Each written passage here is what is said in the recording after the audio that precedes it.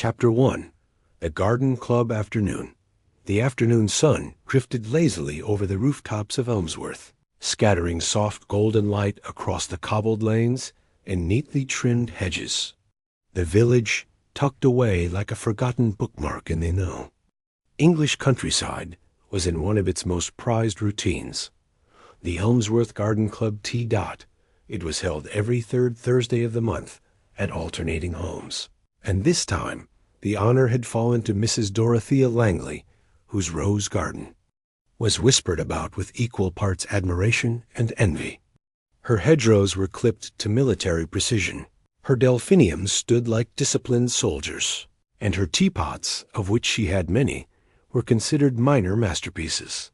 I always say, Dorothea's china is the only thing in this village more polished than her opinions, whispered Mrs. Fenchurch to her companion as she stirred a lump of sugar into her tea. The comment wasn't meant unkindly, just a touch of Elmsworth honesty disguised with a smile. The lawn was full of chatter, floral dresses, and the soft clinking of cups. Bees hovered lazily above the late blooms. Miss Marple sat quietly under the pergola, a fine lace shawl over her shoulders. Her delicate hands curled around a warm cup of Earl Grey. She listened. She always listened. Mrs. Langley, beaming like the Yasselagli. Sun above her circulated the garden, offering delicate cucumber sandwiches, and corrected people ever so sweetly on the correct Latin names of her prized begonias. Everything, in short, was utterly normal until it wasn't. The scream came from the drawing room. Not a long, theatrical wail, but a sharp gasp, clipped and genuine, like the last syllable of a prayer being choked off. The ladies rose as one, teacups abandoned mid-sip, chairs scraping against flagstones. Miss Marple's eyes narrowed just slightly as she placed her cup down on its saucer, stilling the tremble in her fingers. It was young Elsie Burwood, who came staggering out from the French doors, pale as bone china and holding a cracked teapot in her shaking hands. "I didn't mean to. I was only fetching the napkins. It just—" Behind her, a trail of dark tea leaked from the base of the shattered pot. But that wasn't what made the room fall to silence. It was the blood. Not on the teapot, but on Elsie's gloves. 2 minutes later, the room was blocked off. 3 minutes after that, Constable Derek Blount, fresh-faced and always half an inch too eager, arrived at a job with a notebook that had never seen such speed before, and by the time the coroner was called, word had already spread across the village. Mr. Timothy Langley, husband of Dorothea Langley, was dead. He'd been found slumped in the corner armchair of the drawing room, a tea stain spreading across the front of his cream linen waistcoat, eyes glassy and open, a grim portrait framed by the respectable chaos of Victorian wallpaper. Miss Marple, who had neither screamed nor speculated, remained on the lawn, where she carefully picked up a discarded napkin from beneath her foot. She examined the stitching. Then, quietly, she glanced toward the cracked teapot lying forgotten in the grass. A shadow passed across her face, only for a moment. Chapter 2. Whispers in the parlor the day after the Garden Club tea. The village of Elmsworth was quieter than usual, but not for lack of talking. It was a different kind of quiet. That muffled hush that settles over a place when people are afraid of what their voices might confirm. In the shop queue at Mrs. Biddle's, in hushed corners of the Red Hart pub, even on the footpath outside St. Mark's Chapel, the words passed like ghost stories. Poison, they say, in his tea. Fancy that, right under our noses. And his own wife hosting the party. I always said she was cold as the silver tongs. Poor Elsie, found him. Girl's not been right since. And the teapot, cracked, can you imagine? Miss Marple heard nearly all of it, without ever once asking for it. People tended to speak more when they believed you weren't listening, a skill she had refined over many decades of knitting, nodding and making just the right sort of eye contact to encourage chatter. That morning, she sat across from Inspector George Cray at her modest sitting-room table, pouring tea as if this were merely a routine visit from an old friend. Cray, to his credit, accepted the porcelain cup without fuss.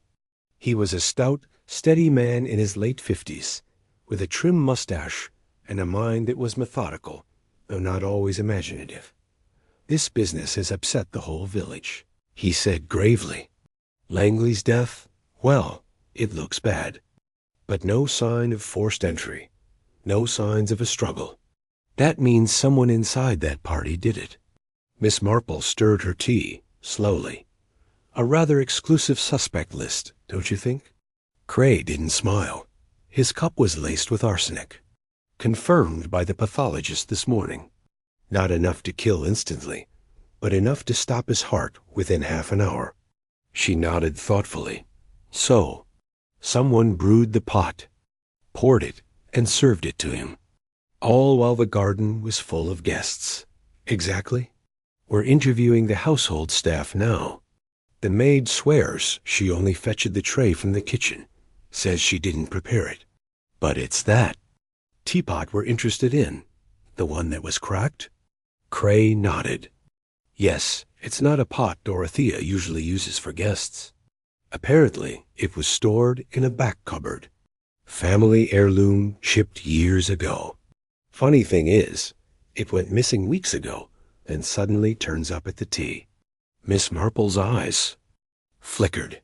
How curious. At Langley House, Dorothea was holding court with a determined stiffness. Her black morning dress was perfectly pressed. Her posture was upright, her lips tight. "I have nothing to hide, Inspector," she said, her tone clipped. "My husband was a difficult man. But murder, really? In my own home?" Cray leaned forward.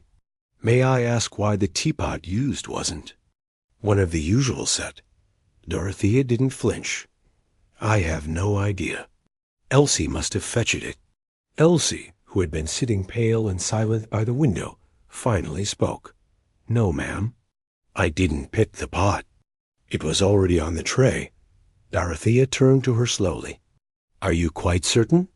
Miss Marple, who had been quietly observing the exchange from a side chair, tilted her head. "How long has that particular pot been missing, Mrs. Langley?" "Nearly a month," Dorothea said sharply. "I assumed it had been shipped further and tossed by the scullery maid. I never gave it much thought."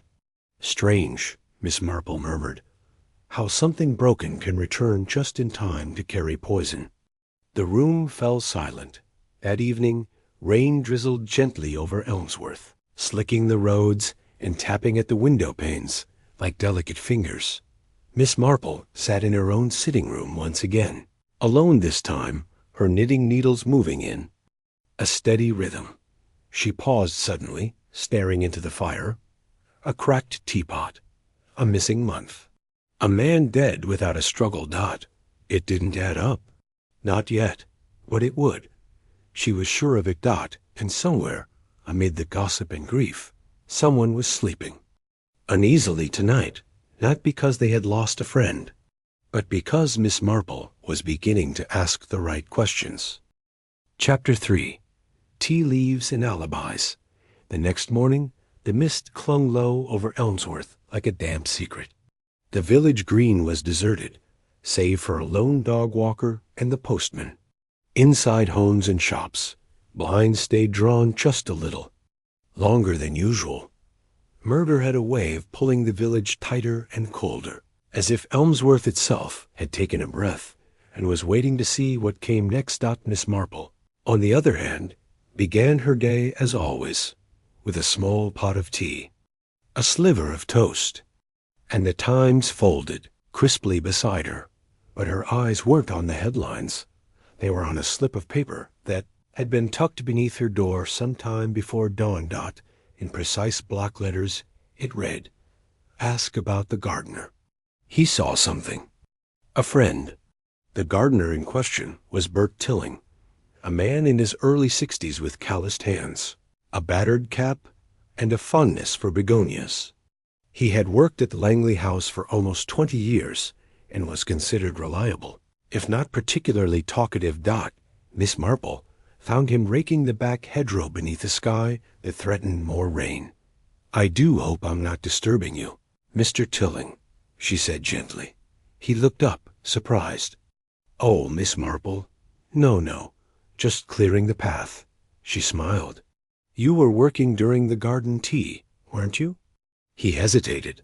"I was, ma'am, but Mrs. Langley didn't want us in uniform.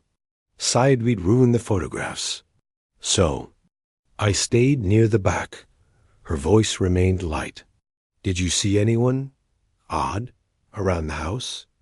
Near the kitchen, perhaps?" Bert looked away. "I saw someone near the back pantry door, but I didn't think much of it." "Who was it?" He hesitated again. "Looked like young Richard Ames, the solicitor's son." Miss Marple blinked. "Richard? Surely he was in the garden with the others?" "Not when I saw him. Came out of the house wiping his hands. Had a cloth or something." Richard Ames was 27, handsome in a distracted way, and best known for his fast car and faster romances. His father, Mr. Horace Ames, had represented half of Elmsworth in property disputes for decades. Miss Marple visited the Ames residence. That afternoon, under the pleasant pretense of returning a book. Richard answered the door, sleeves rolled up, shirt rumpled. "Miss Marple, unexpected, but lovely. Father's out, but you're welcome in." She stepped inside, eyes scanning the umbrella stand, the hallway table, every detail collected and tucked away. They sat in the parlor. He offered her tea, which she declined. "I hear you were at the garden club party," she said, her voice perfectly casual. "Everyone was," he replied. "Didn't expect to witness a murder, though." "No, it was quite the shock." "Did you happen to go inside during the event?" Richard tilted his head. "I might have. Needed the loo." "Why?" "Oh, just that someone saw a man, someone matching your description, exiting near the pantry." He frowned and laughed. "That was me, I suppose. I had a nosebleed. Heap, you know. I used a bit of cloth from the kitchen. Thought no one saw." Miss Marple's expression remained placid. "That explains it, then." But as she rose to leave, she glanced toward the fireplace mantel and noticed a small ceramic figure of a teapot. Not cracked, not broken, but identical in pattern to the poisoned one. Back at her cottage, she wrote a single line in her notebook. "Duplicate china? Why?" Then she underlined it twice. Later that evening, Inspector Cray returned with updates. "We've confirmed the teapot had been moved, but no fingerprints on it. Wiped clean."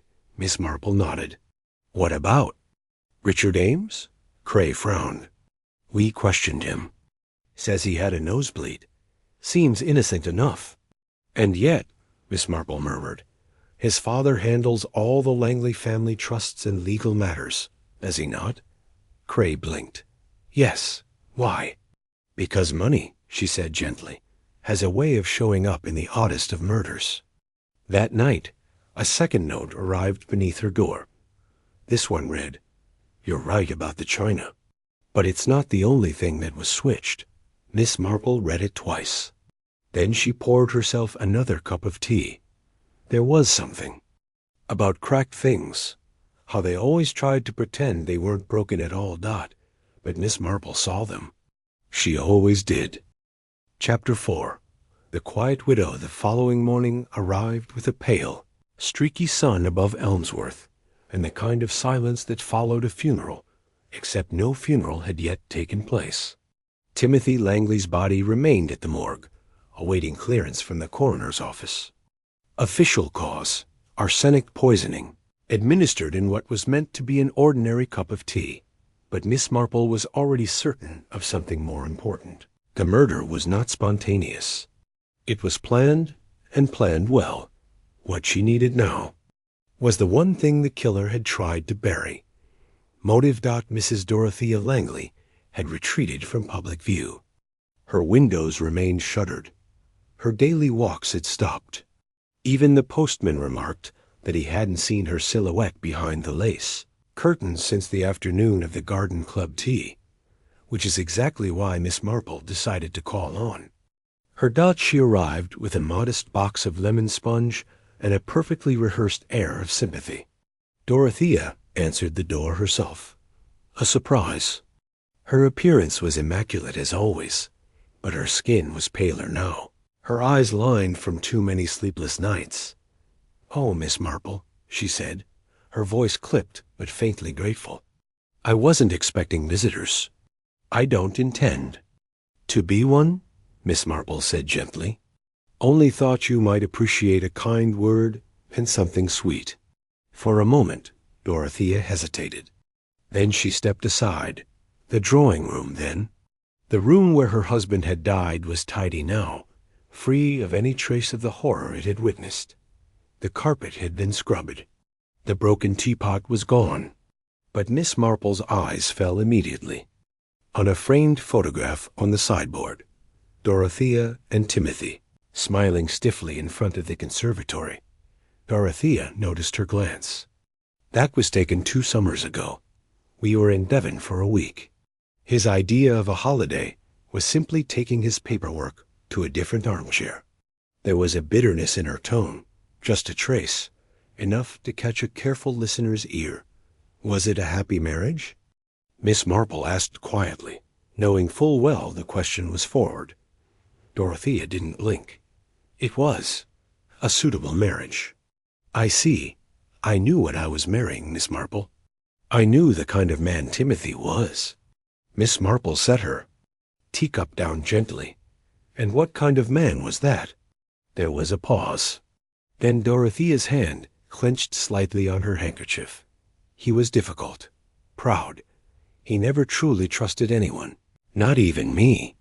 Always assumed people were after his money or his secrets, which made him very careful, almost obsessively so." "Secrets?" Miss Marple echoed. Dorothea exhaled. "He had business dealings. Quiet ones. Things I was never allowed to ask about. And did anyone else know about them?" A pause. "He had papers locked in the study. A safe behind a panel near the fireplace. No one ever went near it." Miss Marple's brow furrowed. "Was it opened recently?" Dorothea's lips tightened. "I don't know." Miss Marple studied her face carefully. "I believe you do." Dorothea's eyes filled with something sharp. Not grief, but anger. She turned her gaze toward the window, her voice lower now. "2 nights before the party, I found someone in there. The door wasn't shut properly. When I entered, the study was empty. But the panel was ajar. The safe open. Nothing seemed missing. But I knew someone had been there." "Did you tell Timothy?" "No. He would have accused me of meddling." Later, as Miss Marple walked back through the village, her mind was no longer on Dorothea, but on that safe. Someone had entered it. Someone who knew how to open it, or had found a way. And someone who had taken nothing, because they weren't looking for money. Which begged the real question, what were they after? That evening, she received a visitor. It was Elsie Burwood, the maid who had found the body. Her eyes were red, but not from crying, from worry. "I needed to speak to someone," she said, her voice cracking. "I'm scared, Miss Marple." "You're safe here, my dear," Miss Marple said kindly. "Tell me everything." Elsie twisted her hands. "It's about that day. I told the inspector I found Mr. Langley after fetching the napkins." "That's true, but I didn't tell him about the argument." Miss Marple's eyes narrowed. "What argument?" "I heard it while I was in the hall, just after tea was served. Mr. Langley and Richard Ames. They were in the study." "You're sure?" "I'm sure," Elsie said firmly. "Mr. Langley was furious. He said something like, 'You'll never see a penny. Not now. Not after what I found out.' And then Mr. Ames stormed out, looking like he'd seen a ghost." Miss Marple sat very still. "It wasn't just money? that it was something personal, not something that had frightened Richard, or perhaps even ruined him. She thanked Elsie gently, walked her to the door, and returned to her armchair, where her knitting sat untouched. The threads of the case were beginning to tangle, but that was where Miss Marple excelled. She didn't mind knots. She just knew how to undo them. Chapter 5. Shadows in the study. The next morning in Elmsworth began with a restless breeze and the metallic whisper of church bells in the distance. Villagers carried their unease in little ways. Milk bottles tipped more harshly onto doorsteps. Greetings shortened, eyes a little more guarded, but Miss Marple had no time for village tension that morning. She was going to Langley House again, and this time she intended to see the study.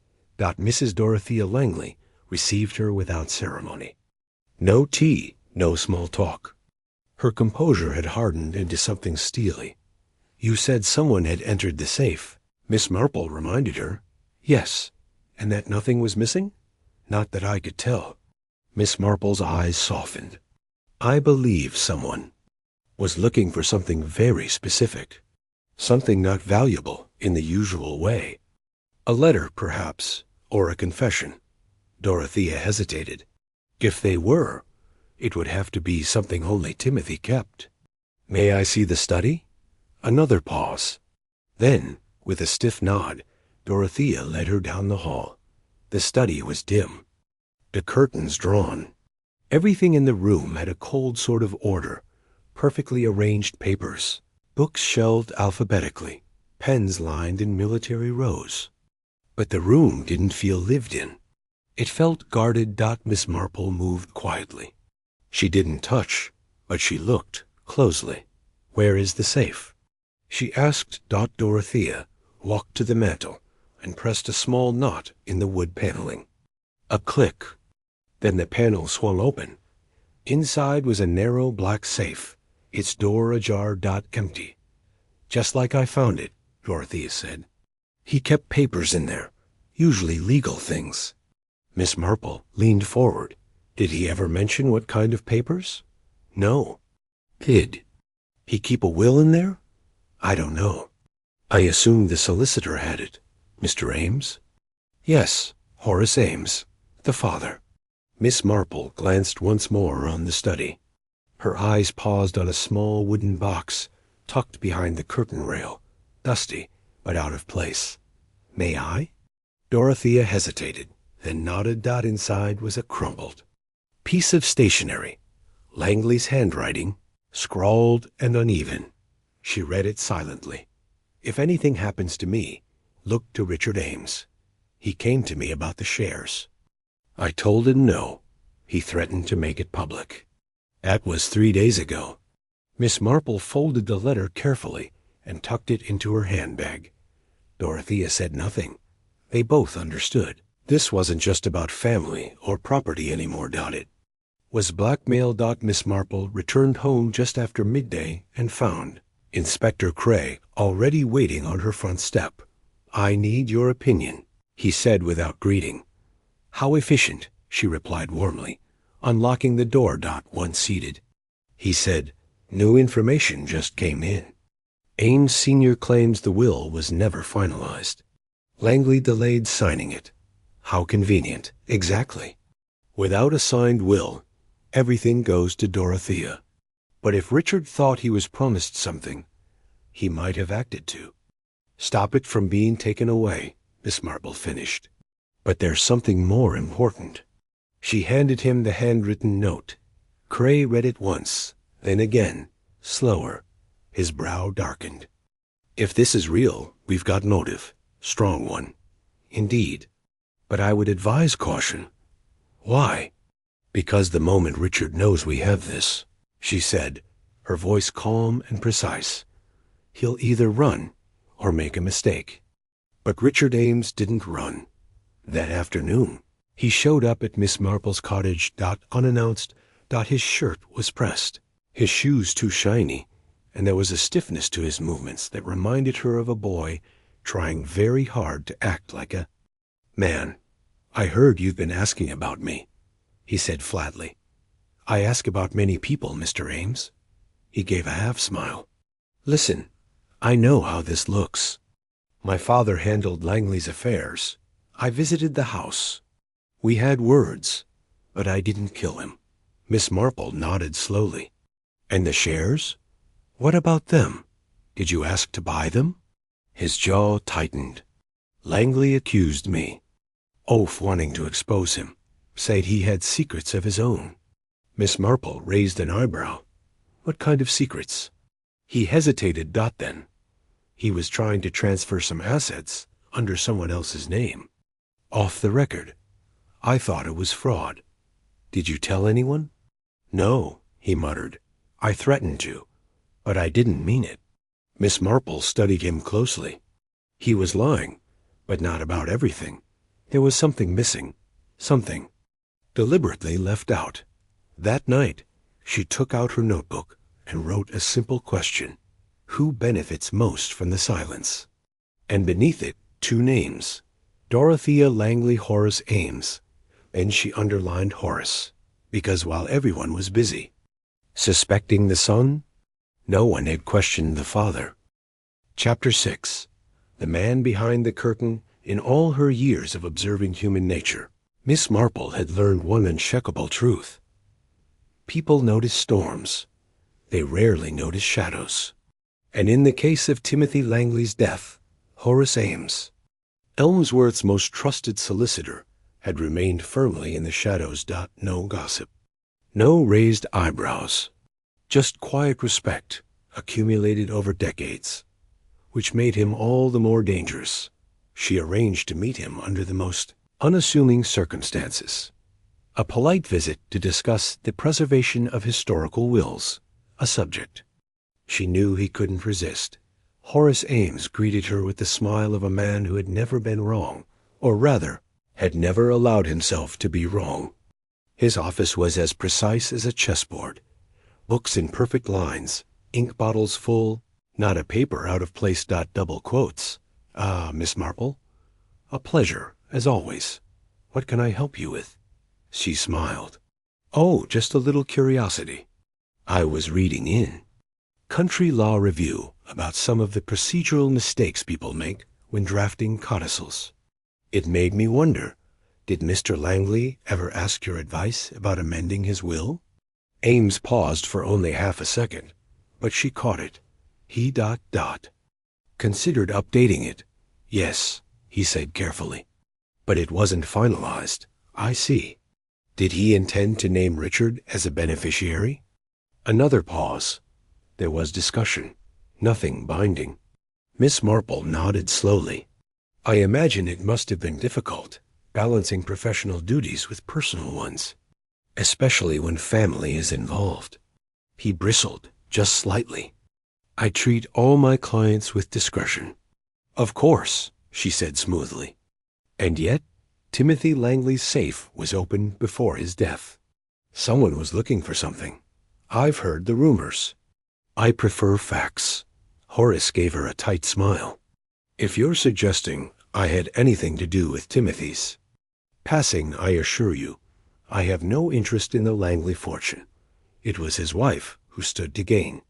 Miss Marple didn't flinch. And yet it was your son who argued with him just days before his death. Horace's face darkened. Richard is impetuous. He doesn't think before he speaks. Does he know your finances aren't as secure as they once were? Silence, a long one. Then Horace straightened his back. I think this conversation has run its course. Outside the office, the sky was heavy with gray. Rain would come soon, but Miss Marple didn't mind. She'd uncovered what she needed. Horace Ames was hiding something, and that something had rattled him. Perhaps the will wasn't the only thing Langley had planned to change. Perhaps he'd uncovered something that could ruin Horace, and in doing so, had signed his own death sentence. That evening, Inspector Cray returned with news. We've finished going through Langley's bank records. There were transfers, small ones, to an account in the name of F. Hewson. Doesn't match any known associate. An alias, Miss Marple said. We think so. But here's the interesting part. 2 weeks before his death, Langley canceled the transfers, froze the account. Someone wasn't happy to be cut off. Exactly. Miss Marple stared into her fire. Who is F. Hewson? We don't know. Then let's find out. Who did know about the account? Who could have created it? Who had access to Langley's private records? Cray frowned. Ames? Perhaps. Or someone working with him. The next morning, Elsie the maid came again, this time pale and trembling. I need to tell you something else, she said. Miss Marple motioned her inside gently. I remembered something odd. The morning of the party, when I went to polish the silver, Mr. Ames Sr. was already in the house. Miss Marple's eyes sharpened. Horace Ames? Yes. I assumed he was meeting Mr. Langley, but now I'm not so sure. He came in through the back, and when he left, he was holding something wrapped in cloth. What kind of cloth? A tea towel. Miss Marple stood very still. So, the father, not the son, the duplicate teapot, the missing account. The motive wasn't greed alone. It was desperation, and the killer had worn someone else's guilt like a borrowed coat. But Miss Marple had seen the seams. Chapter 7. The weight of porcelain. By the time the next Sunday came, the village of Elmsworth had grown used to walking on eggshells. Church pews were full, but the usual polite murmurs of greeting had given way to stiff nods and darting eyes. There, seated in her usual spot, third row from the back, right-hand aisle, was Miss Marple, knitting needles nestled in her handbag. Though she wasn't using them today, she was watching, because Sunday meant patterns. People fell into their old habits in church. Who they sat beside, who they ignored, who they whispered to afterward. And habits always gave things away. That morning, Horace Ames left before the final hymn. Not normal. Nor was the hurried whisper. He gave his son at the rear of the church before striding off alone. Miss Marple made her own quiet exit 5 minutes later. She didn't follow him immediately. That wasn't her way. Instead, she returned to her cottage and prepared a note. Just one line. It's time to talk about the teapot. She slipped it beneath Richard Ames' door that evening. By Monday morning, events began to unfold. First, Inspector Cray came with news. We've traced the alias. F. Hewson was a fabricated identity. The address was fake, but the account was real. Set up nearly a year ago, using documents filed through Horace Ames's legal office. Miss Marple nodded. Langley must have discovered it. Perhaps. Even threatened to report it. That's our theory. And when we searched the office this morning, Cray paused. We found the matching teapot. Miss Marple blinked. The duplicate? Perfect match in pattern. No crack. It had been stored in a private cabinet, wrapped in a towel, just like the maid described, which means the broken one, the one with the poison, was planted deliberately to frame someone. Cray looked grim. I've ordered Horace Ames in for questioning. Miss Marple's expression was thoughtful, but not satisfied. You won't get a confession. Not yet. Why not? Because he didn't act alone. That afternoon, Richard Ames came to Miss Marple's cottage, pale, sweating slightly, with a barely concealed tremor in his hand. You sent the note. Yes. I didn't kill him, he said, sitting heavily on the edge of her armchair, but I think I helped cover it up. Miss Marple sat across from him, calm as ever. Start at the beginning? Richard rubbed his face. A few months ago, my father asked me to file some papers under a false name. He said it was to protect a client. I didn't ask questions. But later, I realized it was to funnel money. Langley's money out of his account. Quietly. You confronted Langley? I tried to. He said he already knew. That he'd told my father to come clean or face the consequences. Miss Marple nodded slowly. And then he was dead. I didn't think my father would. he broke off. But after the party, he asked me to help him clean out the study. He said it was for Dorothea's sake. That's when I saw the broken teapot. Miss Marple's eyes narrowed. And you said nothing. I was afraid, he whispered. He's my father. Miss Marple let the silence hang a moment, before gently folding her hands. You have a choice, Mr. Ames. Carry your father's burden until it destroys you, or help uncover the truth. He looked up. What do you want me to do? That evening, Horace Ames was summoned again, not by police, but by Dorothea Langley. She had asked him to come alone. He did. She served him tea, delicately, in a quiet sitting room that still smelled, faintly of lemon polish and loss. I know, she said, setting her own cup down. About the money, about the teapot, about everything. Horace stiffened. You don't know what you're talking about. You killed him, she said softly. And then you tried to paint it as an accident, or someone else's guilt. Be careful, Dorothea. I have been careful, she snapped, rising. I was careful for 10 years. Careful enough not to confront him about his affairs. Or yours. She moved to the door, and it opened before she reached it. Inspector Cray stepped inside Dot, so did Miss Marple. And behind them, Richard, white as the wall. It's over, Miss Marple said quietly. Your son has told us everything. Horace's eyes darted to Richard. Betrayal, fury, grief. But he said nothing. Dot, as he was escorted out. Miss Marple stayed behind a moment, looking out Dorothea's window. You loved him, in your own way, she said softly. Dorothea didn't reply. She just poured herself another cup of tea and watched the steam rise. Chapter 8. A Truth Repaired. The rest of Horace Ames sent a ripple through Elmsworth that could be felt in every shop, chapel, and dinner table. For some, it was a relief. For others, a fresh scandal. But for Miss Marple, it was only half. The truth, something about the resolution felt too tidy, too convenient.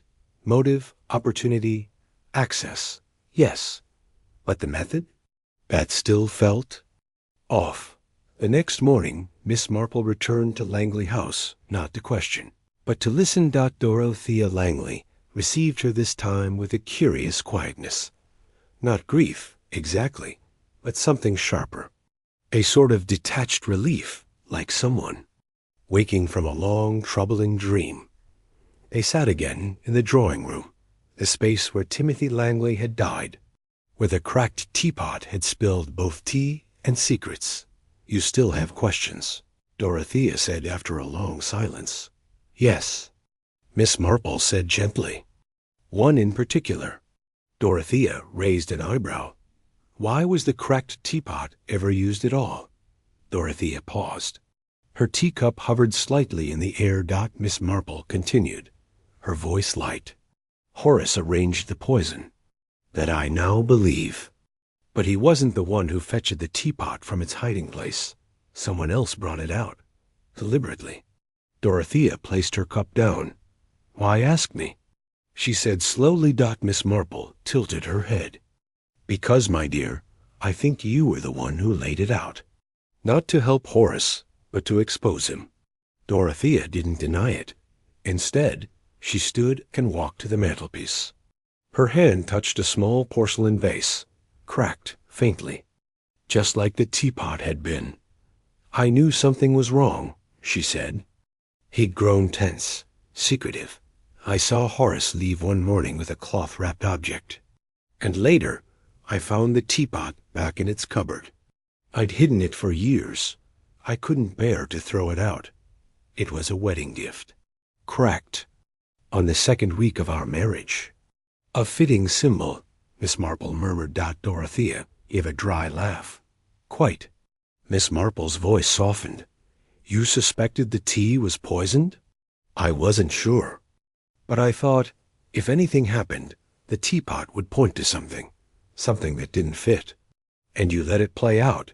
Dorothea turned slowly. Timothy ruled this house like a court. He lied, he cheated, he used his money. Like a knife, I didn't poison him. But I didn't stop it either. The admission hung in the air like smoke. Miss Marple did not look shocked. She simply nodded. You made a calculated decision. I made a tired one, Dorothea replied. He wasn't a man to divorce. He was a man you endured or buried. That night, Miss Marple sat in her cottage, the fire low, her hands resting still for once.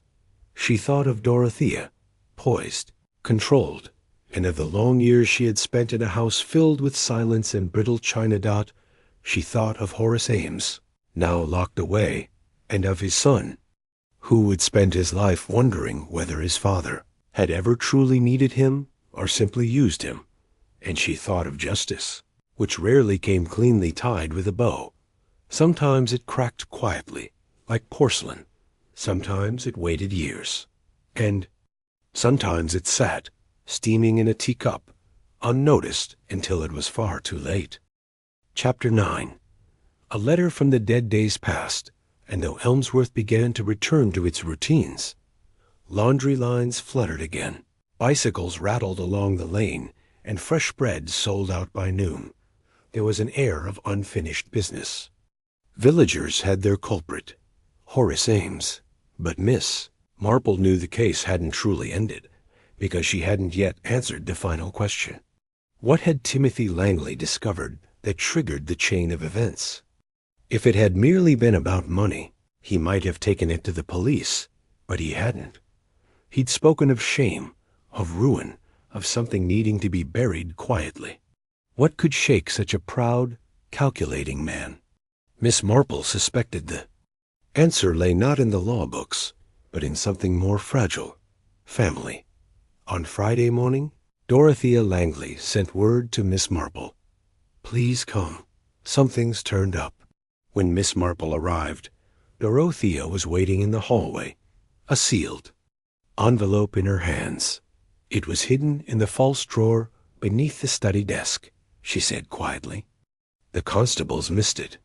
I only found it last night when I dropped my glove and saw the latch. She handed over the envelope.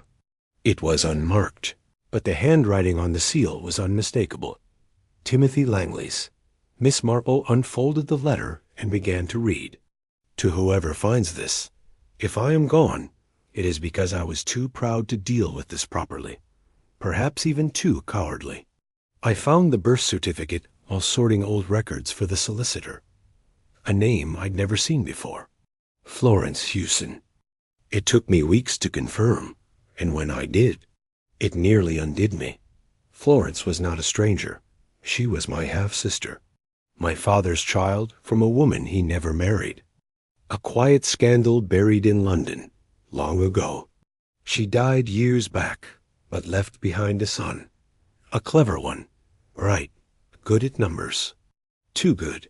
His name is Horace Ames. I confronted him. He didn't deny it. Said he'd kept it quiet for the sake of his career, his reputation, the Langley name. He even thanked me for not making a fuss. But I saw the truth in his eyes. He'd known all along. He'd wormed into my finances, found ways to shift funds, because he believed he had a right to it.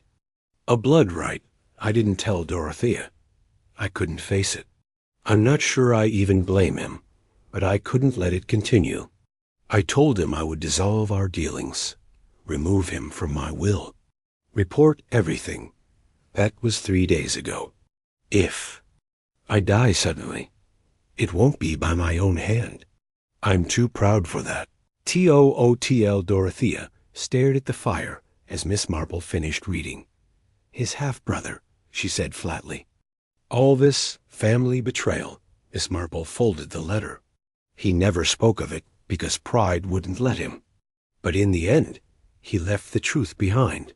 She hesitated, then added, It wasn't about the money, Dorothea. Not really. It was about legacy. Dorothea stood, looking tired again, though less guarded. I'll give the letter to the police. Miss Marple rose too, and touched her gently on the arm. "You could burn it," Dorothea blinked. "Why would I?" "Because it will ruin Richard," Miss Marple said softly. "He had no part in this, but the shame of it. Sons always carry what fathers leave behind." Dorothea's fingers tightened around the envelope. "And you?" "I know the truth," Miss Marple said with a faint smile. "That's all I need." That night, a thin column of smoke curled up from the Langley garden. The next morning, Inspector Cray informed Miss Marple that the letter had vanished. But he said it with a look that told her he understood. Some truths belonged in fires, not courtrooms. Chapter 10. Threads in the teacup. The village of Elmsworth had quieted, but Miss Marple had not. While others accepted the arrest of Horace Ames and the tragic note left by Timothy Langley, she sensed the mystery was not yet resolved.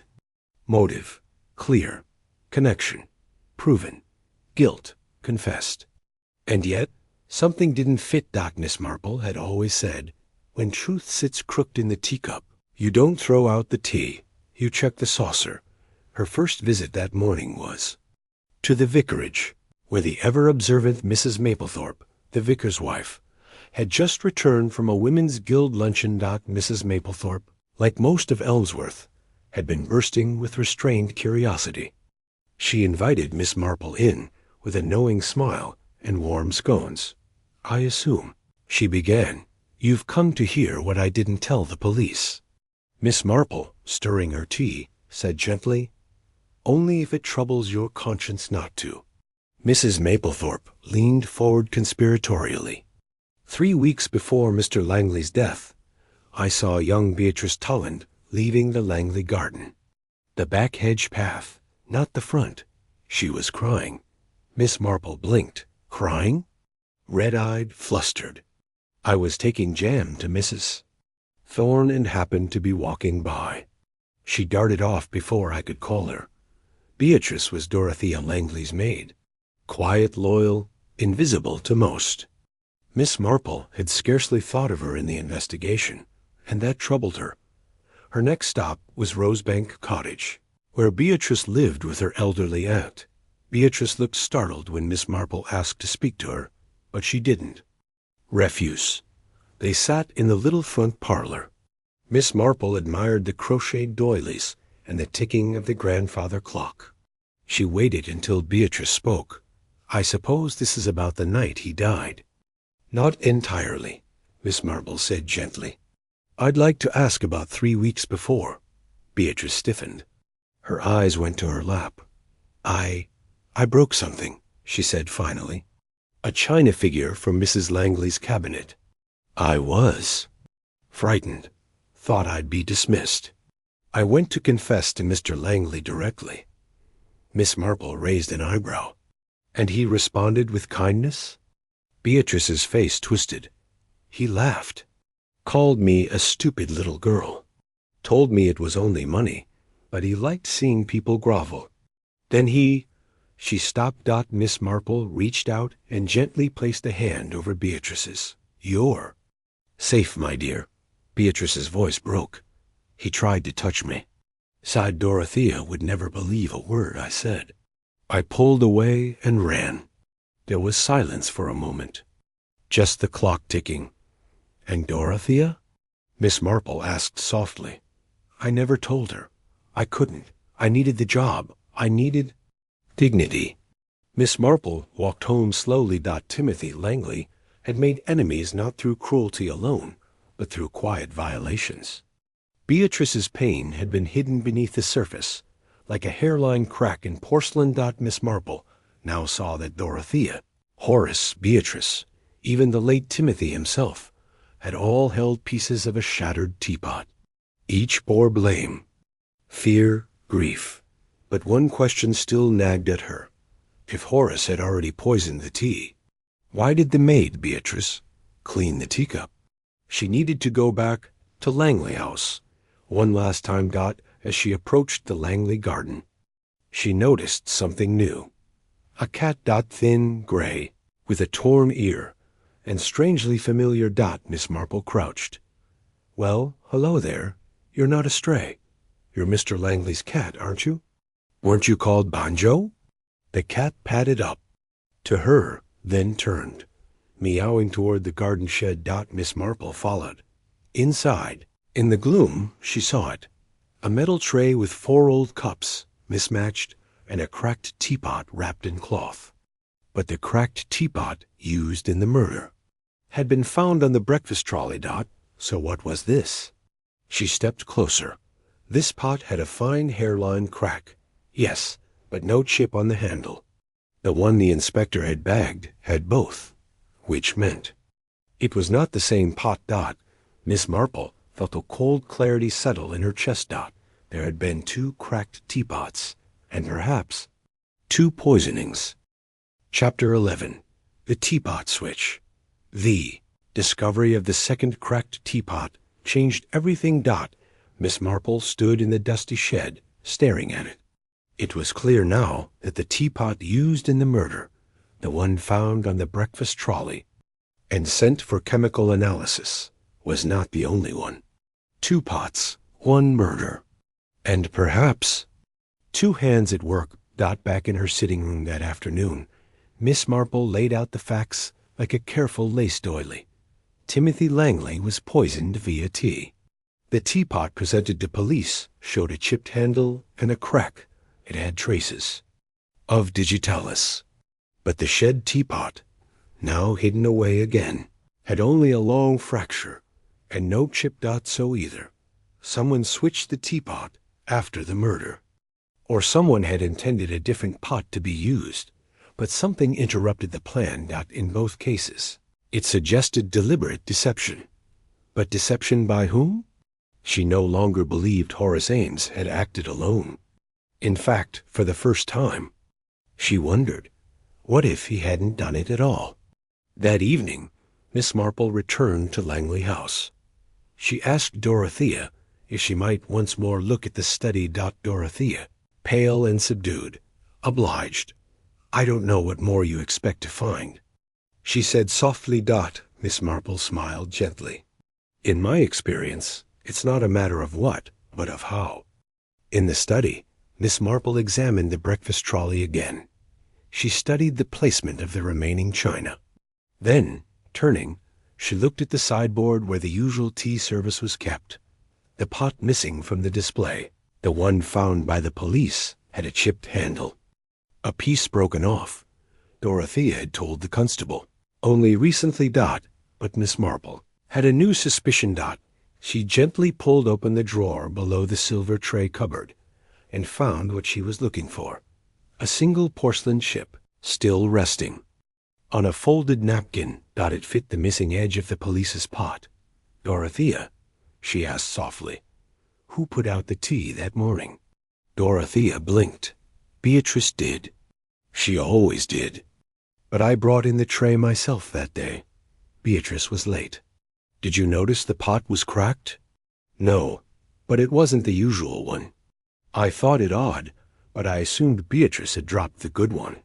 Miss Marple was quiet for a long moment. Then she asked the question that had been slowly rising in her mind. "Dorothea, did you kill your husband?" Dorothea froze. Her lips trembled. "I know, no. And then, as if something inside her finally snapped, she whispered, "I only meant to make him ill." She collapsed into the armchair, head in her hands. "I found out what he did to Beatrice. She told me, finally, and something inside me broke." Tears welled in her eyes. I couldn't bear to see him smile. Not after what he'd done. To Beatrice, to Horace, to me. He'd made our lives a prison. Miss Marple sat beside her, hands folded. Dorothea continued, "I put just a little digitalis in the tea. Just enough to make him dizzy, nauseous. I'd read that a small dose would mimic indigestion. I thought if I made him weak, humiliated him, perhaps I could finally leave him. But someone switched the teapots," Miss Marple said. Gently. Dorothea blinked. "What?" "I found another, hidden in the garden shed. Someone else brought a different cracked pot. One dosed with a lethal amount. Dorothea stared at her. You mean someone else tried to kill him too? Miss Marple's eyes were calm. Not tried, Dorothea. Succeeded. For the first time in days, Dorothea looked truly afraid. Then, who? Miss Marple stood. Her voice was quiet. I believe, my dear, that someone discovered your plan and decided to improve upon it. Chapter 12. A third cup the next morning. Miss Marple stood before Inspector Craddock at the small Elmsworth station, her gloved hands folded over the handle of her handbag. I believe, she said plainly, that Horace Ames may not be the murderer. Nor was Mrs. Langley, though she did poison her husband. Craddock sighed. Are we now dealing with shared guilt, Miss Marple? No, she said. We're dealing with intersecting intentions, and someone clever enough to hide between them. She handed him a small wrapped bundle. The second teapot carefully swaddled in newspaper. Craddock's eyebrows rose. Where did you find this? In the garden shed at Langley House, hidden beneath a tray of dead ivy. And this has poison too? It may, she said, but it is not the same pot sent to forensics. I believe the actual murder weapon has been replaced. Craddock called for his sergeant to send the pot off to the lab immediately. As they waited, he paced. This case, he muttered, is becoming a labyrinth. Miss Marple only smiled faintly. That is often the case, when two truths overlap. That afternoon, Miss Marple visited Beatrice again. The girl was startled to see her so soon. I told you everything, Miss Marple, about what happened. About Mr. Langley.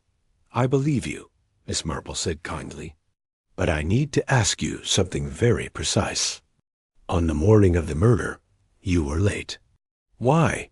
Beatrice's mouth fell open slightly. It was nothing. I dropped a plate. I went back to clean it. I didn't think. Miss Marple tilted her head.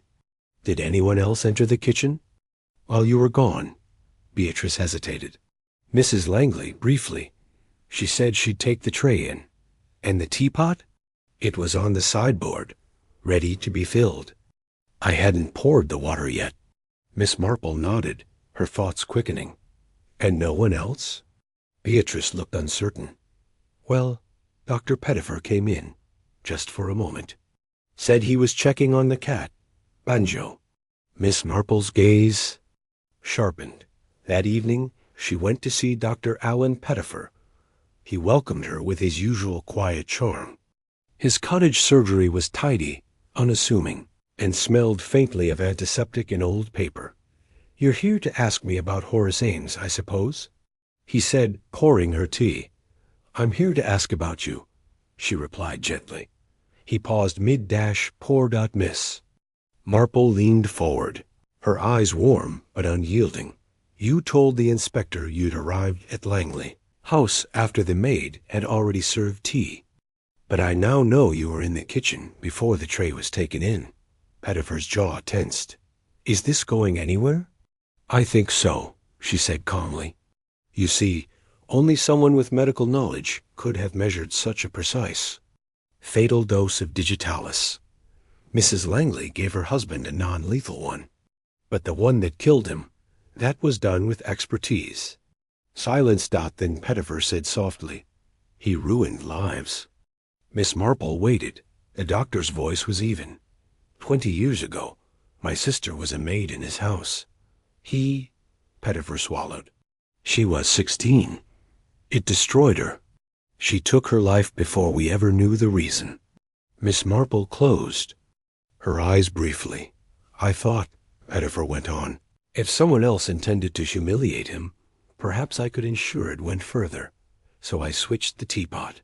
Used the one I'd dosed weeks earlier. I meant to find a chance, and that morning it came. He looked up. I didn't know Dorothea had done the same, or that Horace had sent that letter. It was like fate placed everything for me. Miss Marple nodded slowly. You saw a chance to finish what had begun, and no one would suspect the young village doctor, the quiet man who made house calls and talked to cats. He managed a dry smile. "Is that justice, Miss Marple?" She stood. "No, but it is the truth." Chapter 13. The weight of Justice Inspector Craddock sat alone in his office at the Elmsworth Constabulary, a half-drunk cup of tea cooling beside him. The forensics report lay open before him, confirming Miss Marple's theory. The second cracked teapot, found in the shed, contained a fatal dose of digitalis, far stronger than the one previously tested. There had been 2 pots, and only one had killed. He rubbed his temples. In all his years, he had never encountered a case quite like this.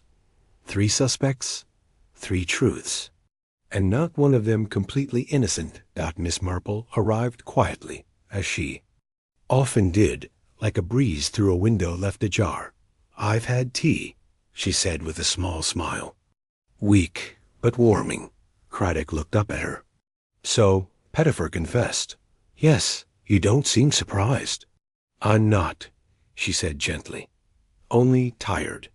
It is a very heavy thing to see justice from more than one angle." He leaned back. "Let's go through it, slowly." She nodded. Dorothea Langley attempted to poison her husband, not to kill him, but to make him ill. She used a small dose, one that wouldn't have been fatal. Yes. Dr. Pettifer, fueled by something older, deeper, his sister's death, switched the teapots that morning, using the one he had dosed weeks before, the one that ultimately killed Timothy Langley.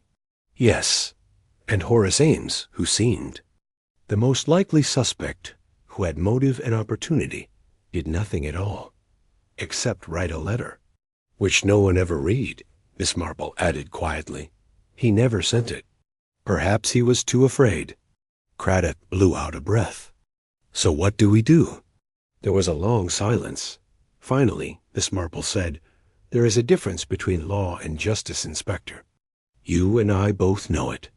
Pettifer committed a crime, but not for gain or hatred or even rage. It was a quiet, calculated grief." Craddock frowned. "You think I should let him go?" "I think you should consider what will happen to the village. If this goes to trial, if it all becomes public." He looked away. The next day, Dr. Pettifer turned in his medical license and quietly left Elmsworth for good. No charges were filed. No announcement was made. The village whispered, but it always had. Dorothea Langley moved to Dorset, where she opened a small shop that sold wool and jam. She smiled again, for the first time in years. And Horace Ames? He stayed. He walked every day past Langley House with his head held higher than before. Some say he had been broken. Others said he'd been saved. Miss Marple, for her part, returned to St. Mary Mead. When asked what had really happened in Elmsworth, she only said, "Human. Hearts are very complicated things. Sometimes even murder isn't black and white." Chapter 14. A teacup forgotten Ellsworth tried, as all English villages do, to return to normal after tragedy. The bakery reopened. Children played marbles outside the post office. The church bells rang each Sunday, and the choir sang slightly. Off-key. But beneath the calm, a strange silence lingered. One that followed glances in the grocer's queue, quiet hesitations at the pub, and a certain empty space in the local surgery. No one spoke directly of Timothy Langley's death anymore. And yet, everyone spoke around it. Except for one person. Miss Fiona Templeton, the retired headmistress, who lived 2 cottages down from the Langleys, and who had just found something peculiar in her dustbin. It was a porcelain teacup, cracked down one side.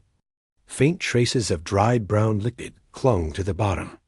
Most would have thrown it away without a second thought. But Fiona Templeton was not most people. She placed the cup in a biscuit tin, wrapped it in a cloth, and walked, carefully and with great purpose, to the constabulary. Inspector Craddock was reviewing old witness statements when Fiona entered. "This," she said, handing him the tin, was in my bin. And I didn't put it there. Craddock frowned.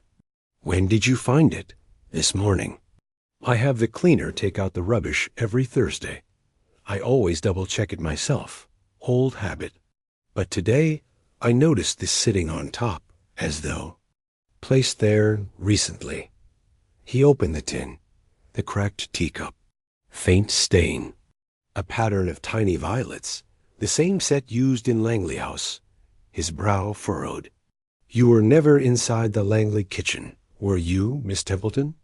Certainly not. Nor am I in the habit of drinking poisoned tea. Craddock had the cup sent for residue analysis, and 2 days later, the results returned. Digitalis. But more importantly, it was not from the same batch as the teapot found in the garden shed, and it carried fingerprints. One set belonged to Timothy Langley. The other did not match Dr. Pettifer or Dorothea Langley. It matched someone else entirely. That evening, Craddock stood again at the door of Miss Marple's cottage in St. Mary Mead. She served him tea, of course. Freshly brewed. No cracked cups. You've discovered something, I assume, she said. Craddock nodded. A teacup, found in a neighbor's bin, with poison and fingerprints. Miss Marple looked calmly at him over her glasses. And whose fingerprints? He hesitated. Horace Ames. Miss Marple didn't blink. I see. So he did more than write a letter, Craddock said quietly. Yes, she replied. It seems the letter was a decoy, or perhaps a confession of guilt. He never expected to be caught for. Either way, he lied to us. She sipped her tea, but, she added, perhaps only once. Chapter 15. The Letter That Lied. The sun dipped low over Elmsworth, casting long golden shadows across the green. Children's laughter echoed faintly, but to Inspector Craddock, the village felt heavier than ever, like a place holding its breath. Horace Ames was reading in his study when the knock came. He opened the door to find Craddock, not in uniform, but with that unmistakable air of authority. Double quotes, Mr. Ames, Craddock said. We need to talk. Inside, Craddock sat. Across from him, a small envelope in his hand. You told us you'd written a letter to Timothy Langley, but never sent it. Horace nodded, calm. Yes, but that's not quite true, is it? Horace's eyes flicked to the envelope. He said nothing. This letter, Craddock continued, was found among Timothy's things, stuffed behind a drawer. It's dated 2 weeks before his death. You warned him, didn't you? Silence. Then, softly. I did. Warned him to stop hurting Dorothea? Yes. Threatened him? No. I begged him. Craddock leaned forward. The poisoned teacup found in Miss Templeton's bin carries your fingerprints. Horace didn't flinch. I didn't kill him, he said quietly. But I wanted to. I admit that. Then how did your fingerprints get on the cup? He sighed. I visited Dorothea the day before. She served me tea. That same cup. I remember it. One of her old favorites. We spoke briefly. She said things were under control. I assumed she meant the marriage. He paused, but I never saw that cup again. Craddock studied him for a long moment. Why throw it in Miss Templeton's bin? Horace's brow furrowed. I didn't. There was genuine confusion in his voice, and then something shifted in Craddock's mind. A pattern, so small, so trivial, that Miss Marple would have seen it at once. Later that evening, Craddock met Miss Marple again in her garden, where she was pruning faded roses with astonishing precision. I think, he said slowly, we've all been wrong, even you. She raised an eyebrow. The cup was planted. Ames didn't touch it after Dorothea served him tea, which means Dorothea still had it. She had both the teapot and the cup. Miss Marple set down her shears. You're saying she poisoned her husband after all? Craddock nodded. Yes, not a little dose, the real one. Pettifer thought he'd done it. but he'd only switched the pots. Dorothea had already poisoned the one she used that morning. He exhaled, and when she realized we were closing in on Pettifer, she planted the old teacup in Miss Templeton's bin, hoping to pin it on Ames. One last deception. Miss Marple was silent for a long moment. I knew she had it in her, she said at last. I just hoped she hadn't used it. The next day, Dorothea Langley was taken into custody. She confessed without resistance. I never meant to kill him, she said, her voice brittle. But once I saw how easy it could be, it didn't seem wrong anymore. It seemed ... fair. When she was led away, the village didn't cheer. It didn't whisper ... It simply watched ... In her last letter to Miss Marple, written from prison, Dorothea wrote, "He made my life smaller every year. You were right. I could have left. But I didn't want to just be free. I wanted him gone." Miss Marple folded the letter, tucked it in her drawer, and made herself a cup of tea. Chamomile, this time just to be safe. Chapter 16. A village that changed its face the days after Dorothea Langley's arrest passed slowly in Elmsworth. People no longer gossiped with excitement, not in the cheerful way they once had over Mrs. Henderson's missing cat or the vicar's garden fence. The murder had aged the village somehow. It was as though every house now wore a shadow, and every neighbor had learned to watch more carefully. The Teapot had been cracked ... and so had the illusion ... at the Clover and Finch, the pub once bustling with chatter. Mr. Rigsby, the barkeep, wiped the counter in silence. He didn't refill Mrs. Plum's sherry without a nod anymore, nor did he tell his usual tale of the London girl who once walked in asking for a craft beer. Instead, people spoke of Dorothea in soft voices. "I always said she was too still," muttered one patron. "She walked like someone who was waiting," said another. Everyone claimed, in hindsight, to have known something, but no one had done anything. Miss Marple had returned to St. Mary Mead, but her heart lingered in Elmsworth. She sat in her sunny drawing room, sorting through pressed flower clippings and the letter Dorothea had sent her. She had read it 3 times. It troubled her, not because Dorothea had confessed, but because the letter had no hatred in it, no remorse either, only a kind of weary finality, as though Dorothea had crossed a line not in anger, but because she could no longer bear to stand on the same side as her husband. Craddock visited Miss Marple one afternoon, bringing 2 cups of tea from the station canteen. "They taste like cardboard," he said, "but it saves me the trouble of pretending I can bake." She smiled faintly. "Not every mystery ends with triumph, does it?" He shook his head. "No, some end with silence." They sat a while in comfortable quiet. Then Craddock asked, "Do you believe she meant to kill him from the beginning?" Miss Marple stirred her tea. "No," she said. "I believe she meant to survive. The murder came later." Later that week, Horace Ames returned to his London flat. No charges had been brought against him, but he left Elmsworth quietly, without saying goodbye to anyone but Miss Marple. "I knew she was unhappy," he admitted at her gate. "I just never thought she'd go that far."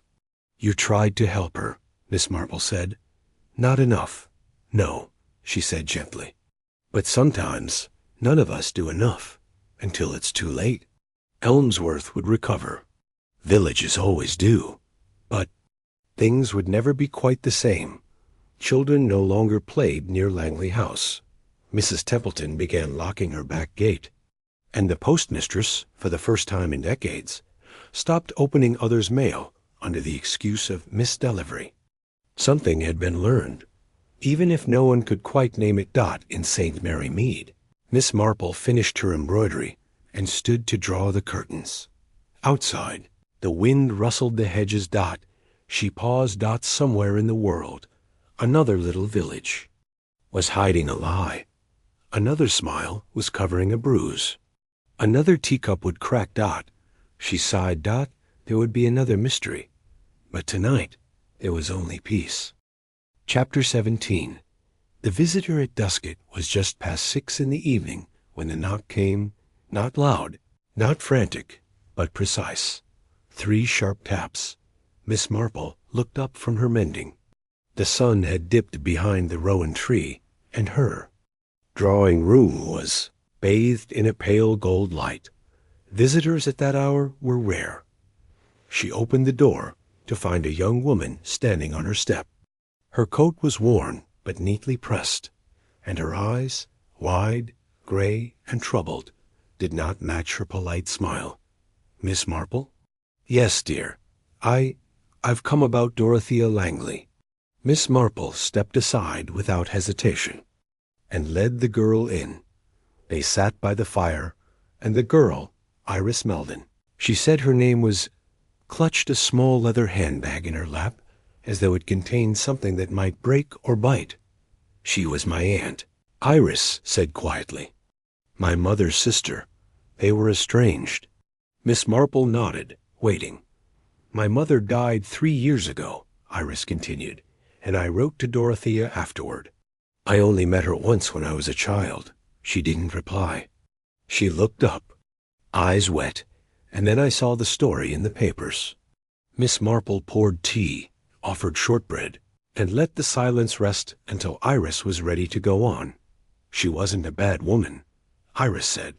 "I know that sounds mad now, but my mother," said Dorothea, "was the only one in the family who ever protected her from their father."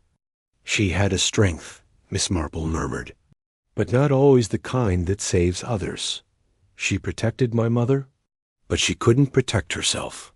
Iris then opened her handbag and pulled out a small notebook, battered, the corners curled from use. She handed it over. "It's my mother's diary. She gave it to me just before she passed. She said, 'If anything ever happens to Dorothea, you'll need to read this.'" Miss Marple blinked, intrigued. "And what does it say?" Iris hesitated. "There's a man. A name, C.B. My mother wrote that Dorothea feared him more than anyone. That she'd been followed, even threatened, years before she met Timothy Langley." Miss Marple's expression didn't change, but her mind stirred sharply to life. "Do you have the entry?" Iris nodded and opened the book to a page marked by a dried forget-me-not. In faint, looping script, it read, "D says he's back. She saw him in the market. C.B., the one from Blackbriar. She's terrified. I wish I could make her leave. She says if he ever speaks to her again, she'll run. Or worse." Miss Marple's fingers tightened on her teacup. Blackbriar. It was a name she hadn't heard in decades. "Miss Marple," Iris whispered, "do you know who he is?" The old woman stood and walked to her bookshelf, where, among gardening guides and mystery novels, sat a slim blue ledger. She opened it and turned a few pages. Then she found it, a clipping, yellowed with age. "Charles Benton, also known as C.B.," she read aloud. "Disappeared after a series of local assaults. Never arrested. Vanished. Blackbriar was where the last attack happened." She looked up slowly. "He may have come back, and Dorothea may have known." A cold wind pressed against the window pane. Miss Marple closed the book. "Iris, dear," she said gently, "I believe your aunt's story may not be finished after all." Chapter 18. Shadows from Blackbriar. The name Charles Benton echoed like a chill draft through Miss Marple's memory. She had not thought of Blackbriar in nearly 30 years, not since a quiet girl from the nearby parish vanished after reporting a stranger lurking near the allotments. That man had never been found, but Miss Marple remembered the eyes, cold, pale, like unpolished glass. Now, she feared they might have returned. The next morning, Miss Marple boarded the 9:05 train to Blackbriar, wrapped in her navy wool coat and carrying a worn leather handbag that had seen the inside of many. Small-town police stations. The countryside passed by in blurs of green and gold. But her mind was focused. If Charles Benton had indeed resurfaced in Elmsworth, or anywhere nearby, then Dorothea Langley's case was far more complex than the police had realized. Dorothea had killed her husband. Yes, but perhaps it hadn't been just about Timothy Langley. In Blackbriar, little had changed. The village was nestled in a deep, misty valley, with crooked lanes and houses still wearing soot from the days of coal smoke. Miss Marple made her way straight to the parish archives, where the elderly archivist, Mr. Penworthy, who'd known her from a church committee years ago, offered her tea and a stack of brittle police reports. She flipped through them slowly, page by page. And there he was. Charles Ambrose Benton, born 1901, last sighted in 1938, suspected in 3 assaults and 1 near-fatal attack. Never charged. Vanished. But something else caught her eye. An address, scribbled in the margin of a witness statement. It had been crossed out, but Miss Marple could still make it out. Rose Cottage, East Elmsworth. Her breath caught. So he had lived there. At least once. She returned to Elmsworth the same day and made her way, without delay, to Rose Cottage, now rented by a Mr. and Mrs. Porter, who kept chickens and were known for their gooseberry jam. They welcomed Miss Marple with confusion but politeness. Offering tea in the garden. She admired the honeysuckle, waited. Then asked, almost casually, "Did your solicitor mention who owned the cottage before you bought it?" Mrs. Porter blinked. "Oh, it belonged to an estate. Man named Howard something. But before that, I think someone called Benton?" Miss Marple's teacup clicked in its saucer. That night, she sat in her room, penning notes, timelines, and questions on small cards. It began to piece together. Dorothea had lived in Elmsworth long before her marriage. Charles Benton had lived there too, briefly, in hiding. And perhaps they had crossed paths. Perhaps he had threatened her. Perhaps she had married Timothy Langley not out of love, but out of safety, hiding in the arms of a respectable, if cruel, man.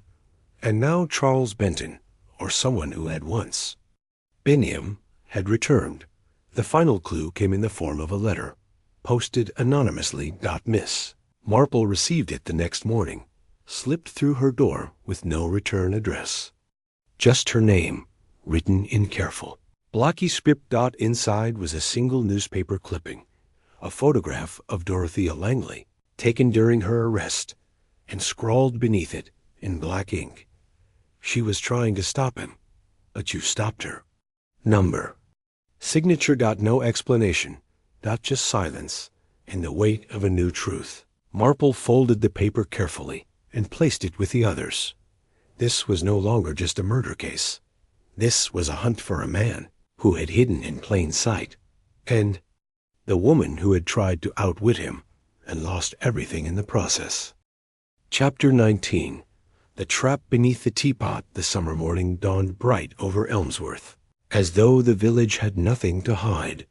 But Miss Marple knew better.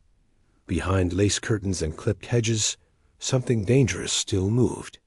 Something old and forgotten, like dust swept under a rug. Charles Benton, if that was still his name, had lived in Elmsworth before. And he was here again. She felt it. Now, she needed him to show himself. And to do that, she would need bait. Miss Marple had never been one for dramatics, but she had a deep understanding of people. She knew that guilt hid in silence, and predators returned to the scene when they believed they'd gotten away with it. At the village post office, she placed a short advertisement in the weekly Elmsworth Gazette. Hidden among parish notices and garden club meetings. It read, "Seeking information on local property, history, especially former tenants of Rose Cottage. Please contact Miss J. Marple, St. Mary Mead." She gave a number only a few trusted villagers used, a number that now, thanks to a borrowed reel-to-reel recorder and her nephew Raymond's help, led to an answering device. Then she waited. 2 days passed. A few curious pensioners rang to offer dusty anecdotes about their cousins who once painted the garden gate. Nothing useful, but on the third night a message came. A man's voice, calm, dry, vaguely amused. I remember Rose Cottage. Lived there briefly. Quiet place. Shame about the new owners. Not the same anymore. Some people should leave the past alone. But you already know that, don't you? Click. Miss Marple. We played the recording 3 times. No name. But the voice. It didn't sound like a local. Polished, but aged. As though someone trying to sound ordinary, but failing. And then the key. The man had said, not the same anymore. Meaning? He'd been there. Recently. Miss Marple acted quickly. She arranged to meet Inspector Craddock under the guise of discussing flower show security. But once they were alone in the vicarage garden, she handed him the tape. He listened in silence. Do you know who he is? He asked quietly. I have a very strong suspicion, she replied, but no proof. Not yet. Craddock looked at her. You want to draw him out. I want him to think he's safe, Miss Marple said, and that no one sees him anymore. She leaned forward. But he's already made one mistake. That evening, she visited the Langley estate one more time under the pretense of helping sort Dorothea's belongings. There, in the parlor, she found the cracked teapot, still resting on the mantel. A minor item. Overlooked.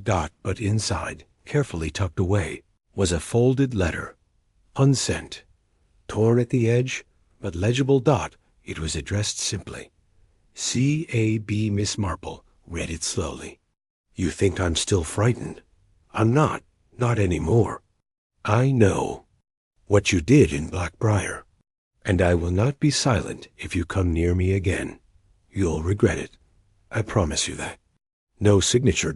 No date, but it was Dorothea's handwriting. Without a doubt, the trap was nearly set. All that remained now was to force Charles Benton, wherever he was hiding, into the open, and Miss Marple already knew how. She returned home late that night, and for the first time in many weeks, she locked both her doors. In the flickering lamplight, she wrote out a brief, polite letter, as if from one old friend to another. To a name no longer used, at an address no longer listed. And then she signed it, Come for tea. I've remembered everything. We must talk. Dorothea. She sealed it, posted it with no return address. Just a time and a date. Her own garden. 3 days from now. And when the man came, because she would be ready. Chapter 20. The man who came to Teapot was a Wednesday. Mild and cloudless, the sort of summer day Elmsworth was proud to offer visitors warm, sleepy, and utterly deceiving. Miss Marple set her garden table with delicate care. Lace cloth, china cups, scones with damson jam, and a second chair. Empty. The teapot, a modest blue and white Staffordshire piece, steamed gently in the sun. It wasn't cracked like the one in the Langley parlor. No symbolism today. Just tea. At 3:01 p.m., he arrived. She heard the gate click before she saw him. Slow, measured steps. Not quite hesitant. He was taller than she recalled from the photo. In the archives. Older, of course. His hair was silver, neatly parted. His coat, an expensive cut, was far too warm for the season. But it was his face that struck her. Not evil, not monstrous. Just ordinary, forgettable, which made him all the more dangerous. He smiled at her. You must be Miss Marple, he said. She nodded gently. Please do sit down, Mr. Benton. There was a flicker, just a pause, a narrowing of the eyes. Then he sat. For a moment, they merely sipped tea. Birds chirped in the hedges. A bee floated lazily near the cream dish. Then he spoke. I don't usually accept invitations from the dead, he said, smiling thinly. Miss Marple set her cup down with care. And yet you came. He tilted his head. Curiosity. Or perhaps nostalgia. Or fear, she said softly. A long pause. I assure you, Miss Marple, he said at last, I fear nothing. She smiled. Everyone fears something. Even clever men who change their names and histories like shirts. He didn't answer. She pressed on. Dorothea Langley feared you once, but not when she died. By then, I think she was ready. His smile faded. He leaned forward slightly. And what exactly do you think she was ready for? The truth, Miss Marple replied. She wanted the past to die, truly die, not just be buried under rose gardens and gossip. He laughed softly. It's very romantic, what you think you've uncovered. It isn't romantic. All, she said calmly. It's sordid and sad and full of fear, but not beyond understanding. She let a moment pass, then drew from her handbag the letter. Dorothea's final unsent words, the one addressed to C.A.B. She watched his eyes. They didn't widen, but his fingers tensed against his teacup. She never sent it. Miss Marple said, But I believe. You read another just like it, perhaps left for you in her desk, or pinned to her mirror. That's what brought you back. Silence. And when you realized she meant it, that she might speak, you acted. His voice, when it came, was soft and even. You think I killed her? Miss Marple did not flinch. You frightened her. Perhaps you threatened her. But no, I do not think you struck the blow. That was someone else. He raised an eyebrow. Then why the letter? To bring you here. She stood. And from the shadowed doorway, Inspector Craddock stepped forward, his boots silent on the grass. Charles Benton, if that was his name still, turned slowly. His jaw tightened, just slightly. Craddock spoke, his tone professional. Calm. Mr. Benton, or should I say Arthur Bellamy, as your passport claims, we'd like you to come with us. For questioning. Miss Marple watched the man's reaction closely. No outburst. No denial, just the same cool expression. He stood. Well played, he murmured. She always was clever. Miss Marple said nothing. As he passed her, he paused for only a moment. She didn't fear me in the end, he said. You are right, but she should have. He was led away without resistance. And in the stillness that followed, Miss Marple sat down once more. She poured herself another cup of tea, and let the wind rustle the petals of the roses. Dorothea had. Once planted with shaking hands. The trap had been sprung, but the story wasn't over. Not quite yet. Chapter 21. The Teapot Secret Helmsworth was whispering again. The arrest of Arthur Bellamy, or Charles Benton, as the older villagers still called him, had lit the fuse of gossip like dry hay to a flame. He'd been taken quietly. But in Elmsworth, nothing stayed quiet long. Yet, despite the excitement, Miss Marple remained oddly quiet herself. She knew what the villagers didn't. Arthur Bellamy was not the killer. She sat in her parlor the following morning, studying the cracked teapot from the Langley estate, now wrapped in brown paper on her table. Inspector Craddock had dismissed it. Old junk, he'd said, but Miss Marple had asked to borrow it. There had been something wrong. Not the crack. That was obvious, but something inside. She turned it gently in her hands. The spout had a faint rattle, and when she shook it again, a dull clink. It wasn't empty. She fetched a small butter knife from the kitchen and carefully worked at the inside rim. The crack in the glaze had spread into the hollow base, a rare design, often used in older kettles to keep tea warm longer. With one final tug, the thin inner layer popped loose. Inside, folded into a narrow slit barely wider than a pencil, was a slip of paper, yellowed, brittle with age. Miss Marple unfolded it with trembling fingers. It read, "If anything happens to me, look to the one who calls me mother, but never forgave me. I tried to protect her, but it was never enough." Signed, D.L. Miss Marple sat very still. It was not Benton, not an old lover. It was someone closer, someone who had cried very convincingly. Dorothea Langley's funeral, someone who called her mother, yet had always seemed distant, even cold. Margot Langley. It all fell into place now.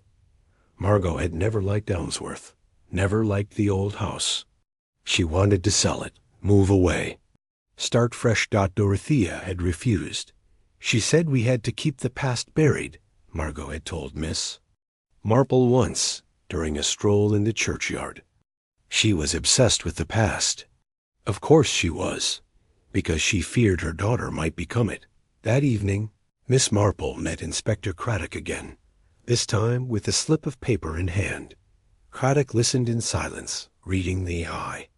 Message twice. He looked up at her. "You're certain?" Miss Marple nodded. "There was no one else she would have called the one who calls me mother. And you remember the bruising on Dorothea's wrist? It wasn't from a man. It was smaller, sharper, like someone yanked her too hard, too fast." Craddock sighed. "We'll have to bring her in." But Miss Marple raised a hand. "She won't run," she said. "She doesn't believe anyone suspects her, but she's angry. Angry that Dorothea died with secrets. She'll go back to the house for something she thinks is still hidden." Craddock frowned. "The letter?" "Worse," Miss Marple said softly. "I think Dorothea left her something in the will. Something Margot never wanted known. And—" So they waited. At 10 past midnight, under the cover of clouds and silence, a figure slipped into the Langley estate through the garden gate. She moved with care, a small flashlight in one hand and gloves on both. She went directly to the parlor. The mantel. To the spot where the teapot once stood. Craddock stepped in behind her before she even turned on the lamp. "Looking for this?" he asked, holding the broken teapot in one hand. Margot Langley froze. And slowly, very slowly, sat on the arm of the nearest chair. Her voice was almost bored. "She made me live in that house, sleep in the same room where it all happened. She said I needed to remember, to forgive, but I didn't." Miss Marple's voice was gentle from the doorway. "So you broke the teapot?" "I broke her," Margot whispered. "And no one even noticed?" There was no struggle. No dramatics. Just a woman who had waited too long for the past to vanish. And when it didn't, she made it vanish herself. But as Miss Marple knew all too well, murder never erases. It only reveals. And the cracked teapot, once just an ornament on a dusty shelf, had said more in silence than a dozen confessions ever could. Chapter 22. The quiet justice 3 days after Margot Langley's arrest. The sun rose over Elmsworth with its usual indifference. It warmed the cobbled streets, cast golden fingers across rose bushes, and painted the vicar's windows. With dappled light, life, as it always did, continued. But something had changed. There was a stillness now, as if the village were holding its breath, unsure whether to mourn or to forget. Miss Marple sat quietly in the corner of St. Mildred's church, the same pew she'd claimed every Sunday for 30 years. The congregation was smaller than usual. Perhaps it was the rain in the forecast, or perhaps, more honestly, the discomfort of truth settling in the bones of the village. Daughter had killed her mother. No one wanted to say it aloud, but everyone knew. After the final hymn, Miss Marple made her way slowly to the graveyard. She paused beside a newly turned patch of soil beneath a fresh headstone. Dorothea Langley. She grew what others forgot. A fitting epitaph, Miss Marple thought. The roses Dorothea had cultivated would bloom again next spring, bright, thorned, persistent. Like memory. She placed a small bouquet beside the stone. Not roses, just white lilacs, quiet, Poured out later, over tea with Inspector Craddock. They spoke not of the case, but of endings. "Do you ever tire of it?" Craddock asked. "Of all this darkness?" Miss Marple smiled faintly. "No, I tire of what causes. It's selfishness, mostly, and secrets. But the truth? No, I don't tire of truth." Craddock stirred his tea in silence. "You know, I still can't believe it was Margot." "It's always the person no one wants to suspect," Miss Marple said. "That's why they get away with it, for a while." He looked at her with tired eyes.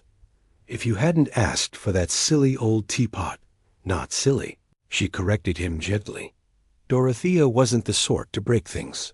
She held on to everything. She left that clue for someone like me, someone patient enough to listen to things that don't speak." Craddock chuckled. "Well, God help the next killer in Elmsworth." Miss Marple raised an eyebrow. "Let's hope there isn't one." As she walked him to the door, a small robin landed on her garden gate. She paused, watching it tilt its head and fluff its feathers. The village would recover. It always did. But some stories left fingerprints on the soul, faint, invisible, but lasting. That night, Miss Marple wrote in her diary, "It is not vengeance that solves murder, nor punishment. It is the gentle placing of each piece back where it belongs. That is the only true justice, even if it leaves a crack." She closed the book. Outside, the roses swayed dot, and in the quiet house on St. Clement's Lane, the cracked teapot, now cleaned, repaired, and perfectly useless, sat peacefully in her cabinet.